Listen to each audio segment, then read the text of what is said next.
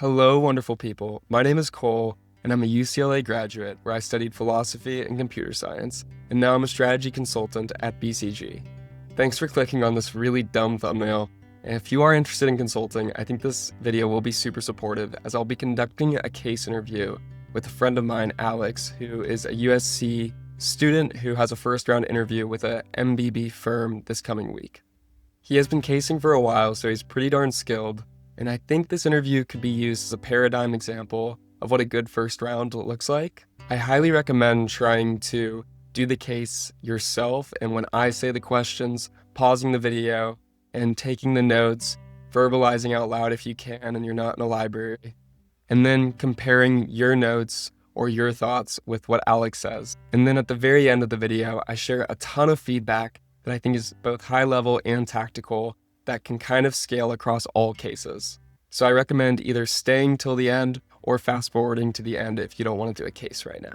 If you end up finding this video helpful, it would mean the world to me if you liked and subscribed. And please, please, please comment anything I'm doing wrong or right.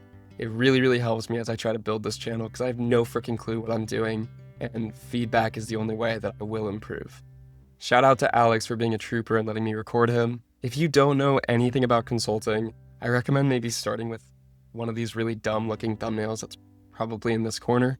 And I think that is a really great intro into what the heck the profession involves and why the heck people do it. And let's get this case rolling. So, Alex, I elected to do a case that I think would be my dream case. And I wrote this just before this. So we'll see how this goes. And So I'm the guinea pig. You're a guinea pig. Yeah, All right. We'll see how it goes though. And I'll make sure to include this case just in the notes afterward for anyone else that's curious and wants to run it.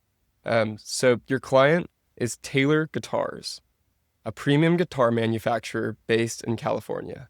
Taylor is widely known for craftsmanship, innovation, and its strong values around sustainability and employee ownership.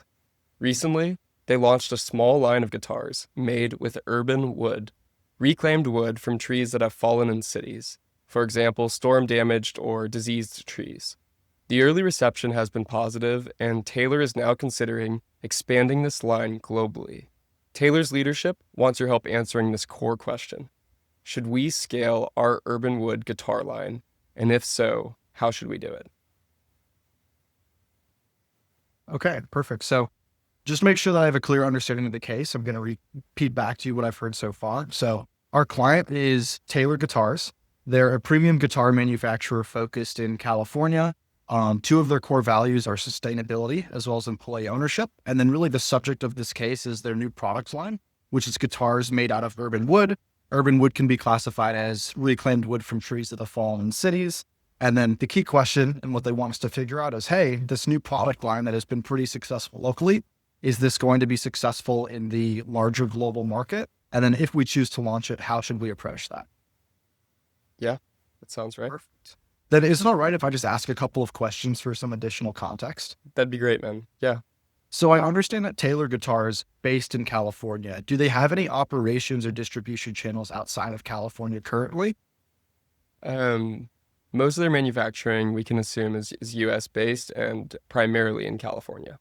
Okay, but they do like e-commerce, so they might sell to people from other states and such. Exactly. Yep. Okay. So this is really just a And question. their materials, we can assume comes from other countries as well. Not all materials are coming in the US.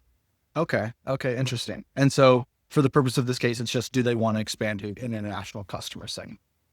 Yeah, essentially this specific guitar line, if they really want to try to scale, it's selling. Yeah. Okay. And then just one more follow-up question on top of that. Do they sell any other products internationally? Yeah, so they have other guitar lines that they already sell internationally. Okay. Okay. Perfect. Okay. I think I have a solid understanding of the case. So if it's okay with you, I'm just going to take a moment or two to structure my thoughts. Yeah, that sounds great. I will say one thing before you get going. This was a case that a partner at the firm decided was his dream project. So we're not making a whole lot of money on this case. So I just want you to know that this is a pro bono case. And since they are employee owned, there's always some, relationships with consultants that can be unique. They don't usually work with consultants, if that makes sense. Makes sense. Makes sense. Okay. I'll be sure to So if consider you that. could weave that into how we should approach the case, that'd be great. Makes sense. Okay. Then I'll just take a moment to build it from here. Great, thank you.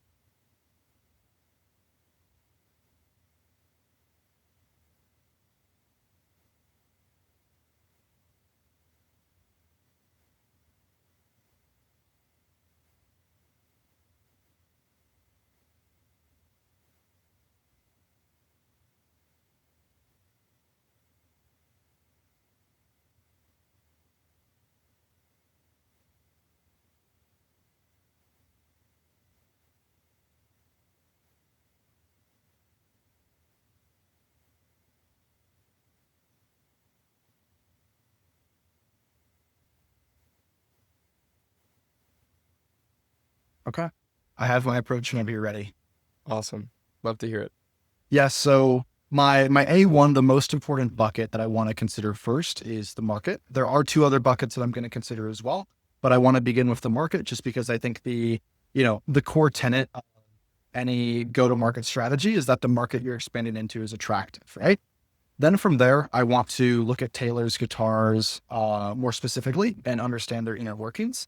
And then lastly, for my third bucket, there's some additional kind of strategic fit questions that I want to consider. To go a little bit more in depth on each of these buckets, with the market, I want to understand the size, the growth, as well as the competitive landscape. With Taylor's guitars, I want to understand how they do sourcing, how they do manufacturing, how they do distribution, and how they do marketing, and make sure that all four of these would be compatible with that market entry. And then lastly, on the strategic fit side, these are just some additional considerations that I didn't really think fit within the other two buckets. There's some questions that I want to check. I want to make sure, one, that this is going to be a cultural fit, that if we choose to do this, we're going to do it sustainably, right? Can we, these are large scale operations. Is the carbon footprint going to be okay? Are we going to be able to source these materials ethically? Those sorts of things.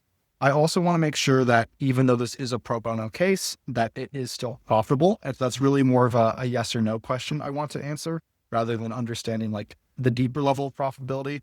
And then lastly, I want to explore the potential or the opportunity to tie in employee ownership to this venture, right? Can it be employee driven? Can they have a stake in it? Can it be a subsidiary company?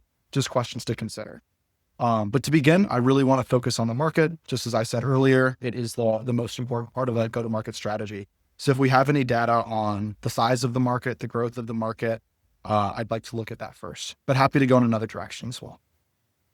I think that's a great plan. I just wanted to make sure I understood one piece of your framework. You said the profitability more broadly, not necessarily for us. So do you mean for Taylor? Yes, for Taylor's guitars. I want to make sure that it's profitable for them to go with this go-to-market strategy. Understood. Makes sense. And then just to specify the last piece on employee ownership, they're actually owned by employees, like the company is. So it's not the classic mode of like a public company or a private equity owned company. They're basically all employees own shares. Does that make sense? That does make sense. Even someone like a cashier or like an entry-level employee has a percentage of it. That's a wonderful question that I actually don't know the right answer to, but I would assume they don't. A cashier, maybe at a Taylor headquarters might, but it'd be a super interesting thing to research. Yeah, it's a good question for later, but I hope that it kind of answers your final bucket surrounding employee ownership. And going into the market, I think that's a great idea. So we do actually have some data points here, and I'm going to be throwing a lot of numbers at you. Just let me know if you need to clarify. Taylor currently sells 5,000 of these urban wood guitars annually in the US at an average price of $2,500 and a gross margin of 40%. They're considering expanding to Europe and Japan, where they estimate demand could reach 60% of US levels within 2 years. assuming similar price points and margins. However, urban wood supply constraints mean they can only scale production by 150% in the next 2 years, unless they onboard additional suppliers at a 20% higher material cost.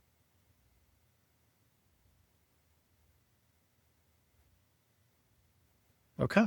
I'll pause for a moment because I know that was a lot of numbers. So if you had any... Just making sure I have it written down. Once again, to make sure I caught everything, I'm going to kind of walk you through what I have in front of me. So we currently sell 5,000 of these guitars in the US at an average price of $2,500 with a gross margin of 40%. They're looking to expand to Europe or Japan, where they think they can reach 60% of that demand within 2 years. And they expect the price and margins to be similar. And then kind of a restricting factor, the bottleneck here, is that production can only be scaled by 150% unless they found new suppliers, which have a 20% higher cost for raw materials. Yeah. Okay. So if Taylor was to expand to Europe and Japan, what is the maximum number of units that they can sell annually within 2 years? Yes, of course. So if they currently sell 5,000 units in the US, and we know that within 2 years they can get to 60% of that, fairly simple calculation, 3/5 of 5,000 is 3,000. So we know the market that they've estimated for Europe and Japan is 3,000 guitars, which is pretty substantial, because if we multiply that by the $2,500 price point, if you'd like me to do that, I think that is that's a 7,500. Okay, carry the zeros. It's a $7.5 million market, if I added the zeros correctly, for Europe and Japan. I might pause you. Let's return back to just what's the unit count? The unit count is 3,000. So with the constraints though that I've mentioned a moment ago, could we do 3,000? We could increase production by 150%. We can scale production to 150% of current. Oh, I apologize. I misheard you. I thought that we could increase production by 150%. So by 150%, I thought we could go 2.5 times what we currently have, not 1.5 times. It's a really simple word that I think that's a great mistake if there is one. So let's operate on the assumption that it's to scale rather than to necessarily make it to 150% more. Does that make sense? Makes sense. Yeah, it makes total sense. In that case, the max we could produce with our current production is another 2,500, right? Because we can only increase by 50% from what we currently have, which means there's 500 additional guitars that there's demand for, but that we don't currently have the production capacity to meet. I think now we're on the same page. We are, yeah, completely. Okay, awesome. So assuming they do sell the full 150% capacity at the current margin, what's their total gross profit? Of course. So once again, 2,500 guitars. And are we just estimating the gross profit for the new market? Yeah. Okay. So 2,500 times 2,500. Let's see. Well, 2,500 times 2 is 5,000. Then we need to add an additional 1,250. So 6,250. That's 2,500 times 2.5. Now I need to carry the 3 zeros. So the total value of the market in revenue is $6,250,000. And now profit margin, the gross profit margin is 40%. So we need to take 40% of that. Well, I know that 10% is going to be $625K in revenue or in profit. And so if we multiply that by 2, that's going to give us 12.5. So wait, did I do that correctly? Yes. 1.25 million is 20% of the market. So multiply that by 2 again. That means the gross profit for the 2,500 guitars that we would sell without adding production is $2.5 million. Awesome. And could you just quickly add that for me to what we're currently making in the US? Yes, of course. So we know that we sell 5,000 in the US currently at the same margin. So rather than doing all that math again, I can just double the gross profit since we're just doing double the units at the same margins. So we're doing 5 million in the US in gross profit. We add the new market. Now we're hitting 7.5 million, which is that's a lot of profit. I like that number. Yeah. Typically not enough to hire one of these firms, but yeah. Yeah. Okay, great. And I'd love to let's think about these material costs. So what if we actually could get to that full 8,000 if instead they onboard new urban wood suppliers with the 20% higher material costs as we talked about earlier? How many more units could they sell and at what revised gross margin? Assume original cost of goods sold per unit is $1,500. Okay, so the cost of goods sold per unit is currently 1,500. Mm-hmm. Okay. And then we know that the current current gross margin is 40%, which means that the COGS are 60%, which is 1,500. That's right. You just Yep. told me. It calculates. Oh, yes. Okay.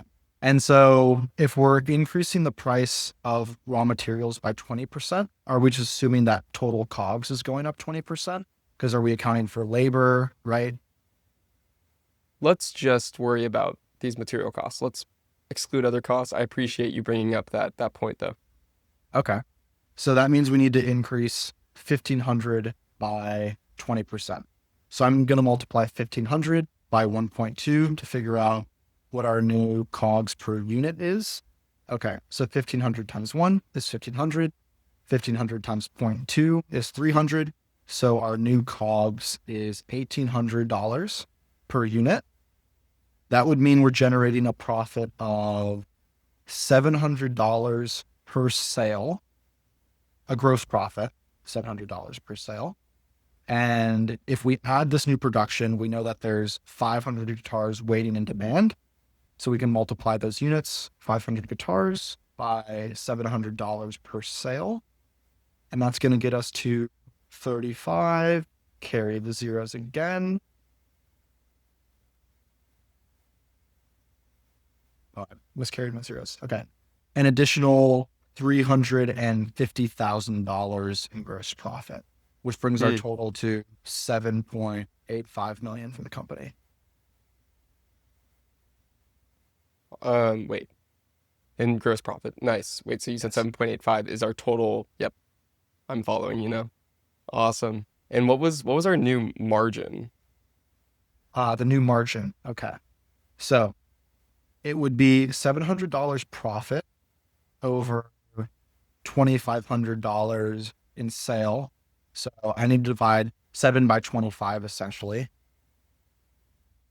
Off the top of my head, I know that's going to be around 33%, maybe a little bit higher, but I'm going to do the math just in case. Great. 25 goes into 72 times. Drop 20. 25 goes into 208 times.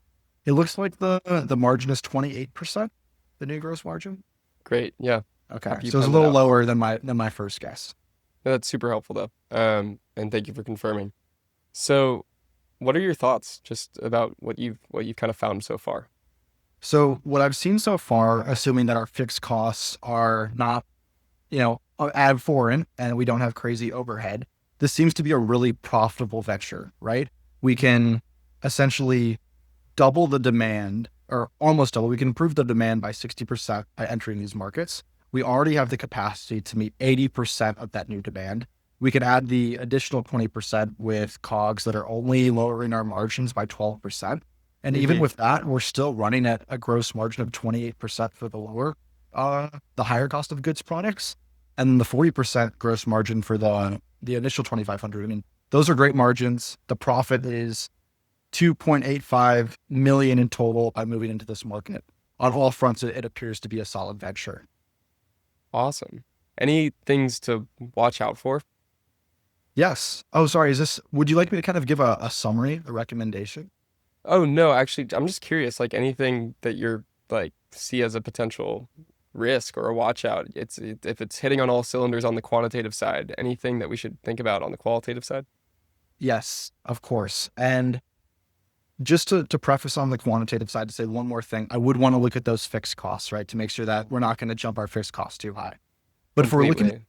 if we're looking at the qualitative side, I'd say there's two buckets of risks that I would want to consider. I would want to consider internal risks as well as external risks with this venture. So internal risk could be a variety of things. One is this going to disrupt our culture, right? Is something about this not sustainable or not environmentally friendly? Another internal risk could be, do we have the distribution? Like, is this going to disrupt our distribution networks? Is this going to overload our current factories, right? Is it going to disrupt our operations at home base by overextending capacity? Then more on the external side, I think these are where the larger risks lie. We are now trading internationally, so we have to worry about tariffs, especially in this current environment, right? Especially since we're using our materials from overseas as well. These cost of goods might go even higher. We need to consider like possible disruptions to the supply chain. So we already spoke about tariffs. What if we see another COVID, right? What if we see a shutdown? That could disrupt the supply chain. The political environment at the moment as well is fairly, kind of on edge. It's a little unstable. So if a conflict broke out in Europe or in Asia, that could also disrupt it. So really, I guess to summarize, internally, I'm worried about overstepping our current capacity or disrupting our culture. And then externally, I'm worried about either a supply chain shock or a disruption in our distribution. Okay, awesome. So the partner that has been weaving this proposal together, that wants to work with Taylor Guitars so darn bad, and this has been his dream client all along, he's coming in and he's curious. Alex, what's your recommendation? How can we work with Taylor here?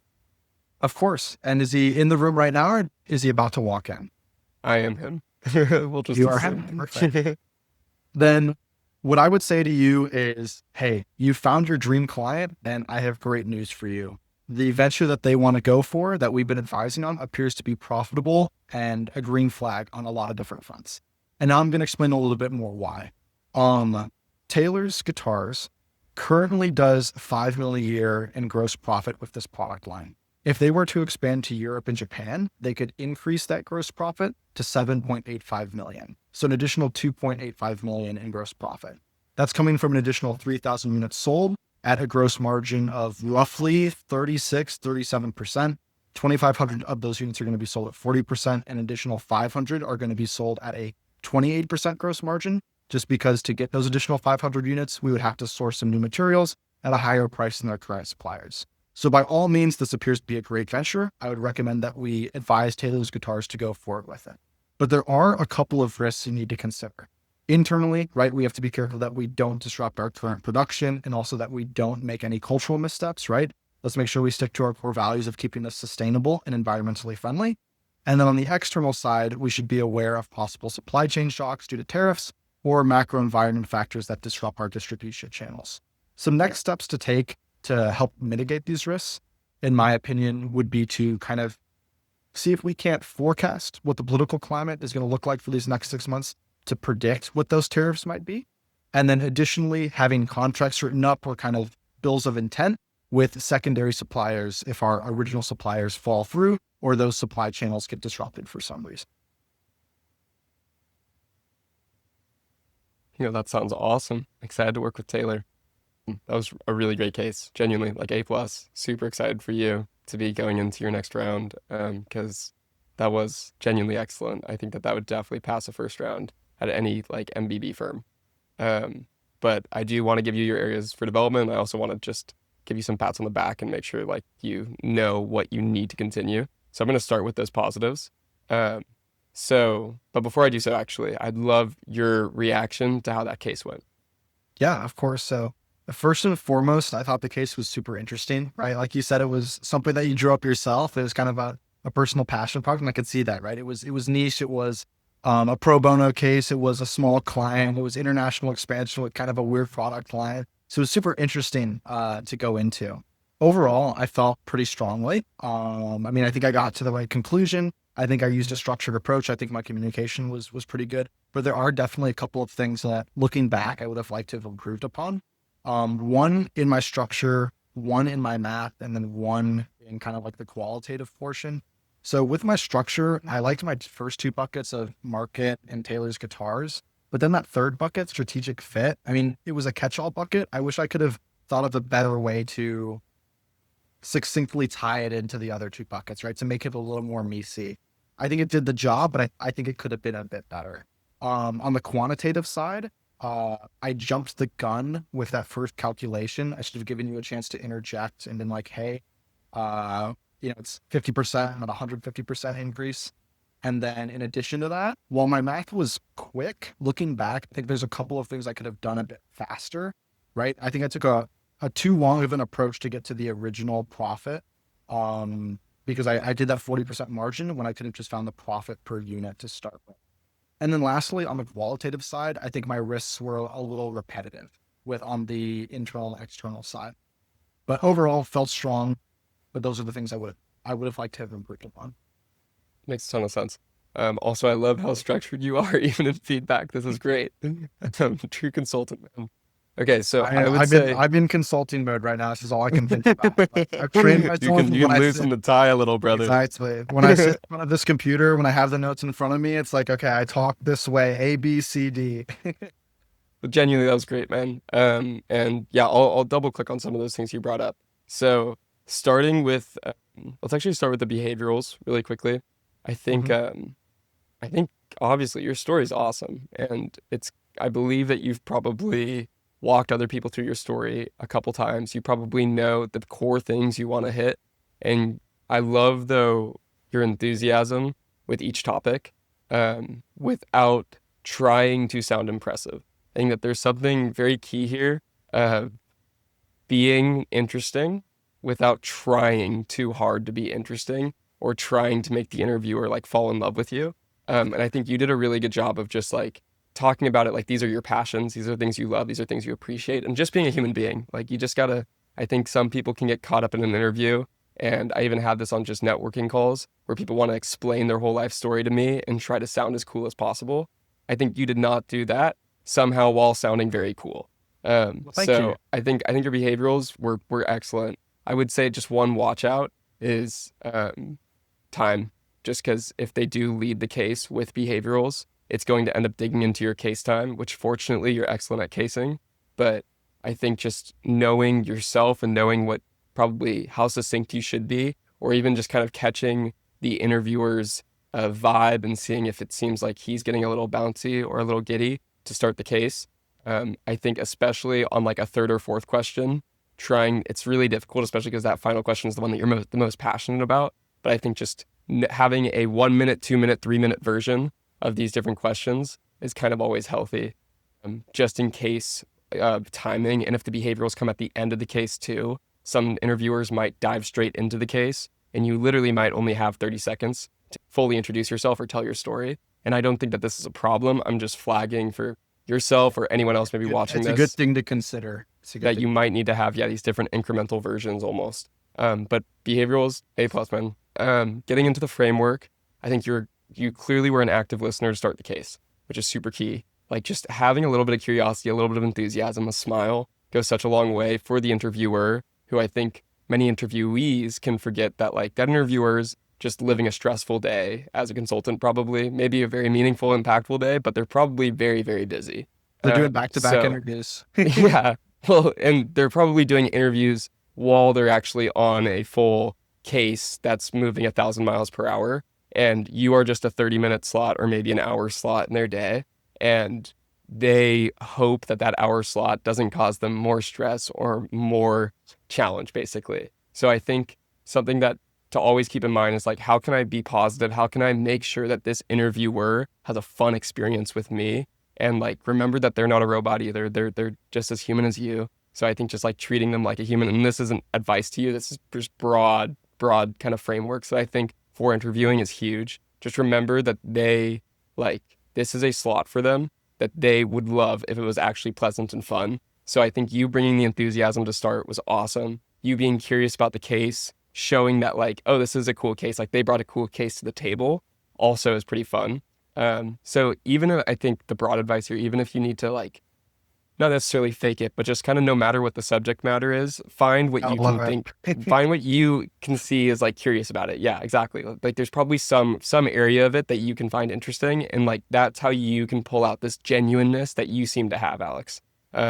So I would say a plus there. So, but on the framework, yeah, I think you hit on some of the things that I was gonna say. I think the final bucket that you had, which also I'm not a huge fan of the word buckets. And this was just something that got yelled at me when I was casing. I don't know if it's actually a problem or if just one single person gave me this advice when I was casing, but they said that like it's so case in point, like the book Case in Point, or it can come off robotic to use buckets. So they told me to never use buckets. And that just lived with me.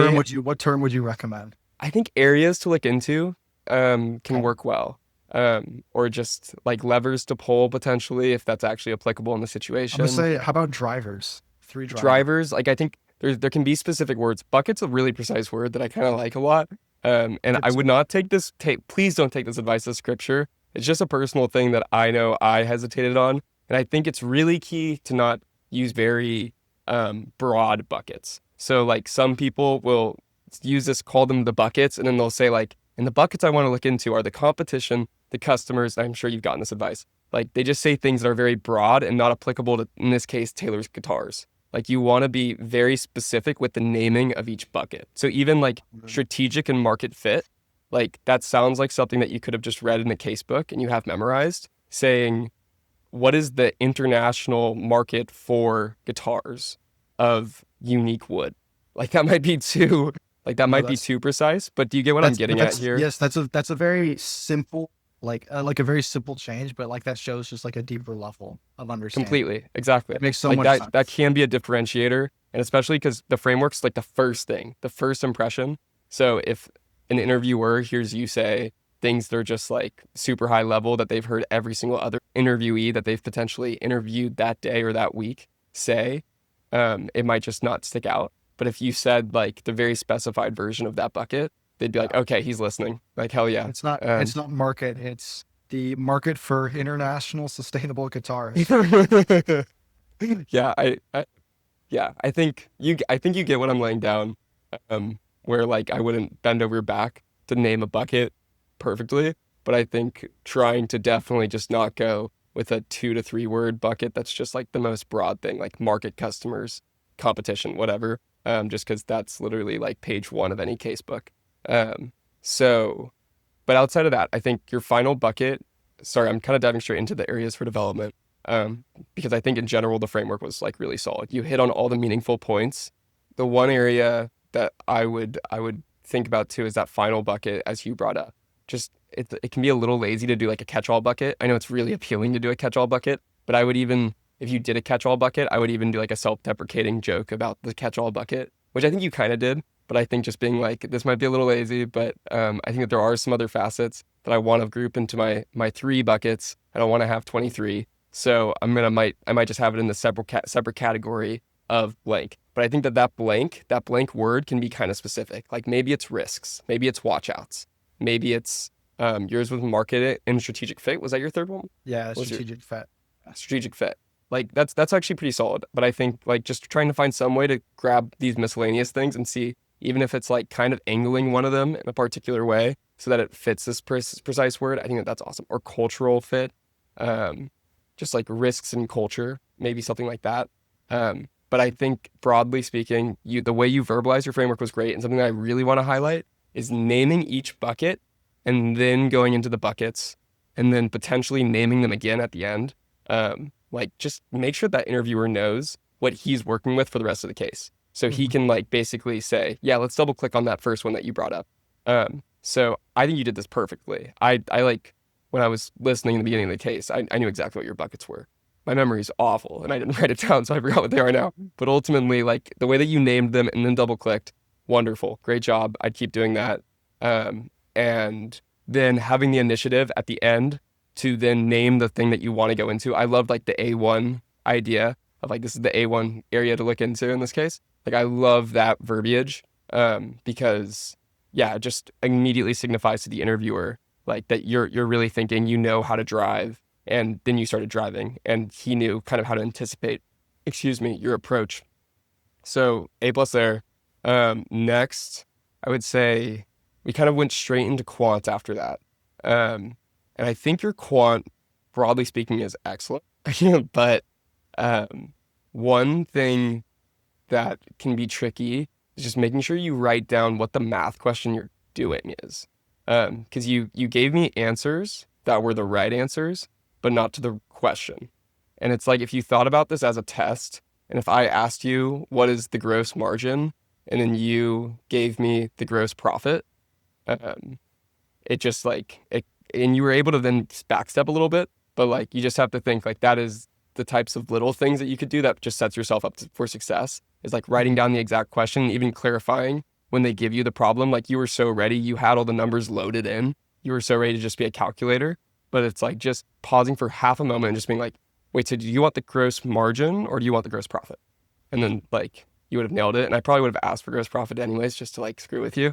But like you killed it, man. I think that's one piece though that definitely I think you kind of did twice of just giving me a final number that might have not been the initial question I asked. Yeah. Does that make sense? I think, yeah, I have a habit. I think, especially during cases, I'm so eager to do it that I jump into it. I need to take a second and be like, wait, what am I being asked? And then jump into it. It's a much better problem to have than being like anxious as hell and being like, oh no, not the numbers. So I think that's a great problem to have. And ultimately like a very easy solve is just like, you're never going to get in trouble for clarifying, especially with how charismatic you are. If you were clarifying every tiny minutia and you were being like kind with your clarification, I could see an interviewer being a little bit irritated. Yeah, but like, generally, even if they just asked you like a very quick question, I mean, yeah, generally, if you just clarify, they'll be like pretty happy about it. And I'd say that in my real job, like that is such a key skill, is basically just being able to be a parrot to whatever the instruction was and it ensures alignment. Completely. And if I'm going to go tackle a task for the next 12 hours or whatever, it'd be pretty awful if we were misaligned, and it's worth the extra 15 seconds of me making sure that we have the same objective. So, yeah, I think you just could maybe double click on that in your next case. And then I think your time that you took actually was pretty good. I wouldn't say that there was too much of a problem, either in the framework or in the quant piece. Like I think one watch out, and not to give anyone panic if they end up watching this or you, but in my final round, I got 0 time for anything. They just threw everything at me, including the framework. So I was like, is it okay if I take a moment to just write down some notes? And they're like, let's just talk. And I think someone like you could thrive in that, but I think it's something that you need to be ready for. And I think it's one of those reasons why casing too much can be dangerous, because nobody ever practices something like that. So I think looking out for like ensuring that you're ready to have a business conversation and not ready to do a case interview. Like, I think more broadly, you need to just be able to display intelligence in a business conversation. That's the ultimate goal. And it's great if you can solve a case, but anyone can solve a case. The thing is, like, can you get thrown these kind of curveballs and ensure that you still come off charismatic, happy, and like ready to recover from mistakes? So I think the time you took, though, in general was excellent. I think the framework time, I was probably 10 seconds away from buzzing you and asking you what your framework was, but you beat me to it. So nice job. And then on the math in general, I think walking through, verbalizing what the math you are doing, you've gotten this advice, I'm sure, several times because you're excellent at it. You're kicking ass there. So keep doing that. It was very, very followable on my end of like what numbers were going where. And even when I was like, okay, this is a little bit weird, like a weird way to do the math, maybe there was like 1 or 2 ways. But I was like, I definitely would have divided that by something else earlier. But it all came together because you verbalized it all the way through. Where if you just gave me like at one point in time, like what your revenue was without doing like the gross margin multiplication. Yeah. I have a funny story for that point that is the reason why I walked with my math so heavily. So my co-founder that I spoke about way earlier on, Shima, the guy who founded Hemet, which is the tech startup that I'm a big part of. But he used to do interviews for like a consulting club. And if you remember, he asked a guy one time, he goes to UCLA, actually same school as you, Cole. And he said, market size, the number of forks used in B plate a year. And the guy looks at him, stares at him for 2 seconds, and then goes, 4 million. And he's like, how, like, where did that number come from? Like, that's such a good answer though. I love that. It's so funny. If somebody actually I would said, have taken if him. I somebody would have been said to like, me confidently 4 million, I'd be like, that's right. okay, Let's move yep. on. Just been like, you got the job, dude. That's hilarious. Yeah, broadly speaking though, yeah, you should probably build out a framework and Yeah. yeah, Don't calculate say each step. 4 million. Don't take it off the bat. That could be a home run though. Who knows? If you But actually hit the number, then the partner's going to be like, how yeah. the fuck does he know? Yeah, how does he get this? On this point though, I do want to sit with this one because you like the 33% example near the end. Um, in general, I actually like that. Like though you were a little bit off, you said like maybe it might be a little bit higher than 33% and ended up being 28. I think having your initial intuition being quick and even just being in the territory and saying that and then doing the calculation is almost always better than just doing the calculation because anybody can write numbers on paper. It's much more impressive to be able to like because in a client meeting you actually will probably need to be able to just rip a number, or in a meeting with others like quite frequently I'm like, how the heck did you calculate that so quickly?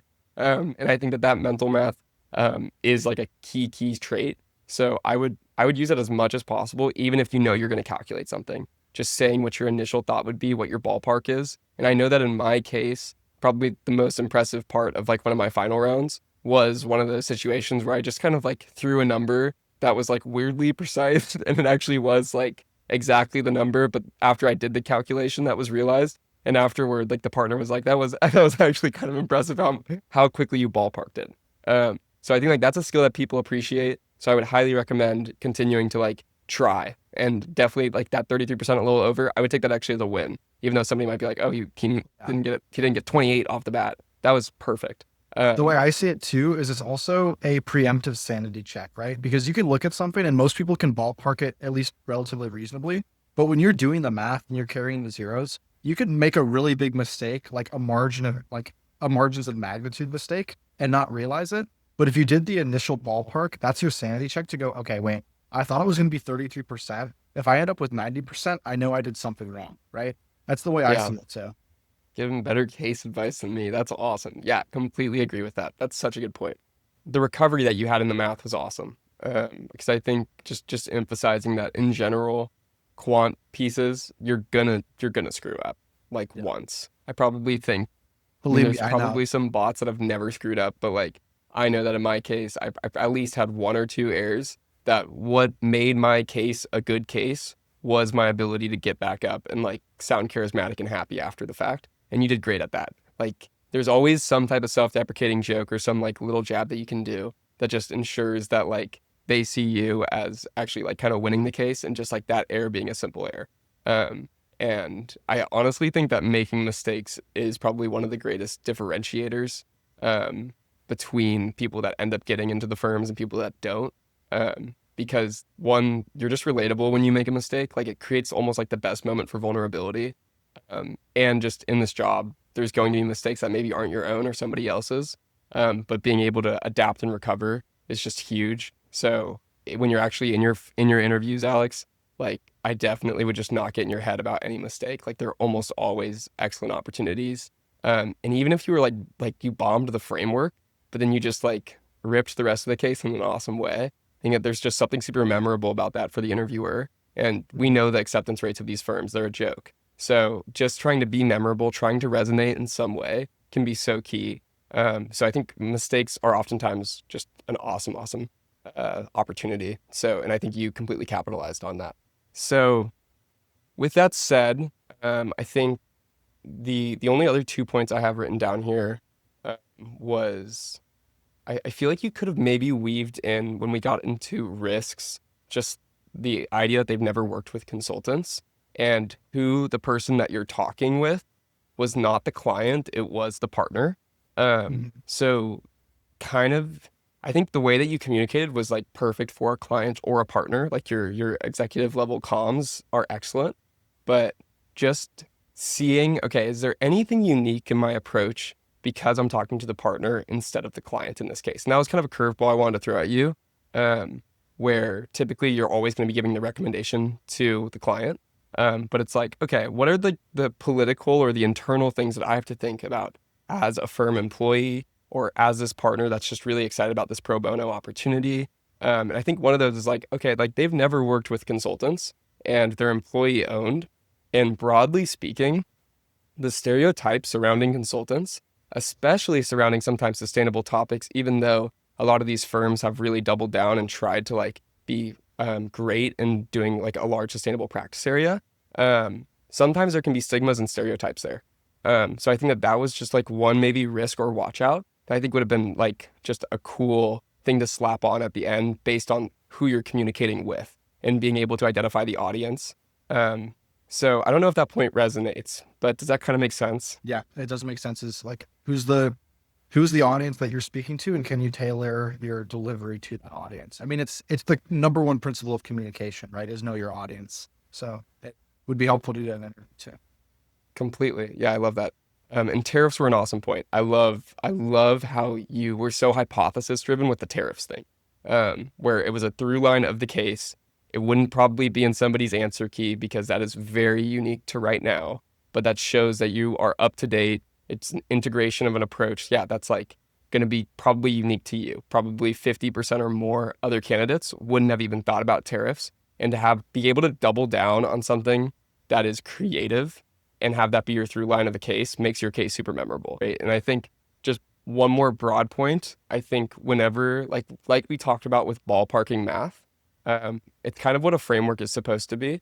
But I think there's something too about ballparking your kind of qualitative expectations or your ideas. And like a framework typically is you saying what you think are going to be the most problematic areas or important areas to analyze, but almost always saying like, and this one little key is super interesting to me. So I think even if like you brought up tariffs, like I think you brought up tariffs in your initial framework, but I think it's always good to just like really drive a hypothesis. And this was something that I don't think I really had integrated in my casing approach till very, very late. But when I did, I like think that it made my casing much more interesting because if my hypothesis that I started the case with ended up being the conclusion to the case, which quite frequently after this many cases, your acumen has developed so that can be the situation. I was about to say case, but I feel like that'd be too many cases. But that can be the situation. So I think like having that intuitive ballpark on the qualitative side can be great. And basically that's just having a hypothesis driven approach and just saying it throughout. And like, basically it's a constant reminder to your interviewer that like, you're kind of smart and you know what's going on and that you're able to like zoom out to the high level problems. And I'll conclude with this. The biggest key is just knowing the so what's and knowing why you're doing what you're doing. So whenever you give a number, whenever you give the risks, whenever you give a framework, it's always key. So what? Why does this matter? Why does this matter? In context, tie it back. Exactly. So, and I think like this was a little bit interviewer driven. It was largely interviewee driven. I think that you did a really good job with initiative, but I think I would just challenge you in your next case on the math side to say the number and then not have any relief that you said the number. Instead, immediately put the number into context. Does that kind of make sense? Yes. It's like, okay, we found that we're going to increase gross profit by 2.85 million. This is incredible because that's more than a 50% increase in gross profit on this one product line. That seems like a really profitable venture. Exactly. Yeah, I love that. Yeah. And then that's even for you, that's just going to be so helpful when you come up with your recommendation later, because you already said what you needed to be said essentially for the recommendation later, that your memory is just going to have that so quickly to recall. So yeah, dude, I think generally, man, you're in an awesome spot. Super excited for you to have your first case. Keep me in the loop on how it goes. But do you have any other questions or just like curiosities surrounding the case or my feedback? No, I think you were really clear. I got a whole page of notes here, so I feel good. I feel good about it. I feel like I got my takeaways, and I'll have a video to look back on too now, right? So, sorry about this, man. All good. Thank you for being the guinea pig. Thanks so much for watching. I really hope this case was helpful, and if it wasn't, please let me know why.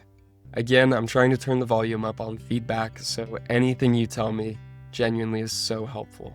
You can find me on Substack, LinkedIn, Instagram, @ColeHume. I hope to post more videos like this, especially if it gets a kind response.